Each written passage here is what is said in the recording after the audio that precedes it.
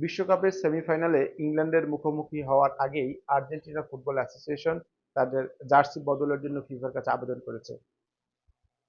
FIFA এ বিষয়ে আগামী মঙ্গলবার হয়তো সিদ্ধান্ত জানাবেন। কিন্তু এই অনুরোধের পিছনে কি ঐতিহাসিক কারণ রয়েছে?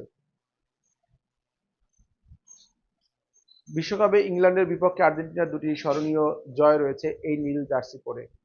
1986 সালের কোয়ার্টার ফাইনালে দিয়েগো ম্যারাডোনার বিখ্যাত সেই হাত দিয়ে যে গোলটি করেছিলেন এই জার্সি পরেই। এছাড়া 1998 সালের বিশ্বকাপে টাইব্রেকারে ইংল্যান্ডকে বিদায় দেওয়ার ম্যাচেও তাদের জার্সির রং ছিল এই নীল। অন্যদিকে 1962 এবং 1966 সালের বিশ্বকাপে আকাশি সাদা জার্সি পরে ইংল্যান্ডের কাছে হারেরও স্মৃতি রয়েছে আর্জেন্টিনার। সেই পরিসংখ্যান থেকেই অনেকের ধারণা সৌভাগ্যের প্রতীক হিসেবে এবার নীল জার্সি বেছে নিতে চাইছে এই আর্জেন্টিনার দলটি। তবে এর পেছনে বাস্তবিক কারণও রয়েছে। ফিফার সূচি অনুযায়ী সেমিফাইনালে ইংল্যান্ডকে হোম টিম হিসেবে নির্ধারণ করা হয়েছে, ফলে তারা সাদা জার্সি পরে খেলবে। সেক্ষেত্রে জার্সি রঙের পার্থক্য রাখতে আর্জেন্টিনার অ্যাওয়ে কিট বা নীল জার্সি পরাটাই নিয়মসঙ্গত।